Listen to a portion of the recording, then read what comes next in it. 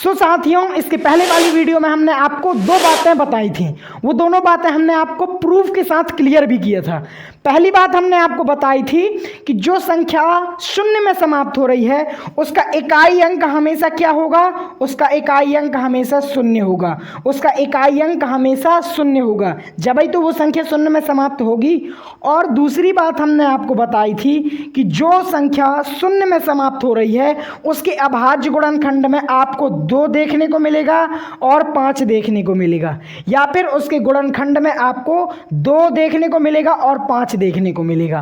तो चलो अब हम करते हैं सवाल में प्रवेश। आखिर हमारा सवाल किन तथ्यों पर आधारित है, तो ध्यान दीजिएगा। हमारे सवाल में पहला तो आपको n दिया गया था और दूसरा आपको 6n दिया गया था। n को इस सवाल ने प्राकृत संख्या बताया है और हमको सवाल में दिया गया था कि 6n अंक शून्य में समाप्त हो सकती है या नहीं। ये क्वेश्चन एक्चुअली में पूछा गया था, ठीक है। तो इसके पहले वाली वीडियो में सवाल भी समझाया गया है, उसको आप जाकर देख लेना। उस वीडियो का जो लिंक है इस वीडियो के डिस्क्रिप्शन में दे दिया जाएगा। टॉपर सीरीज का भी लिंक इस वीडियो के डिस्क्रिप्शन में दे दिया जाएगा, आप उधर से जाकर के सेव कर लेना।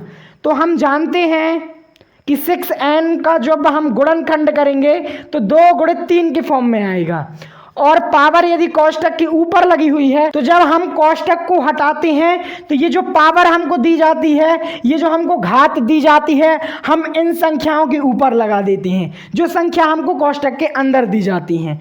जो संख्या कोष्टक के अंदर है उन संख्याओं के ऊपर आप दी गई घात लगा सकते हैं। तो इधर पास 2 की घात n और 3 की घात n हो जाएगा। अब यहाँ पर क्या है कि यहाँ 6n के अभाज्य गुणनखंड में 5 नहीं है। देख लो, कहीं आपको 5 दिखाई दे रहा? नहीं दिखाई दे रहा। तो यहाँ 6n के अभाज्य गुणनखंड में 5 नहीं है। चूंकि हम जानते हैं कि शून्य में समाप्त होने वाली संख्या के गुणनखंड में 5 भी शामिल होता है, परंतु 6n के गुणनखंड में 5 शामिल नहीं है, अतः 6n शून्य में समाप्त नहीं होती है। तो यदि आप भी रट्टा मारने वाले स्टूडेंट हैं तो अभी इस वीडियो को क्विक कर सकते हैं, कोई दिक्कत नहीं है। समझ पे जाना, रटने पे नहीं जाना। देखो ध्यान से, 6n का भाज्य गुणनखंड बना 2n गुणित 3n, लेकिन इधर पास 5 नहीं है।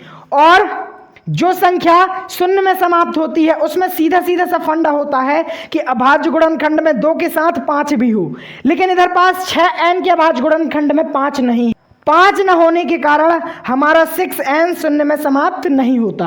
अब आपको मार लेना है एक सुंदर सा प्यारा सा स्क्रीनशॉट।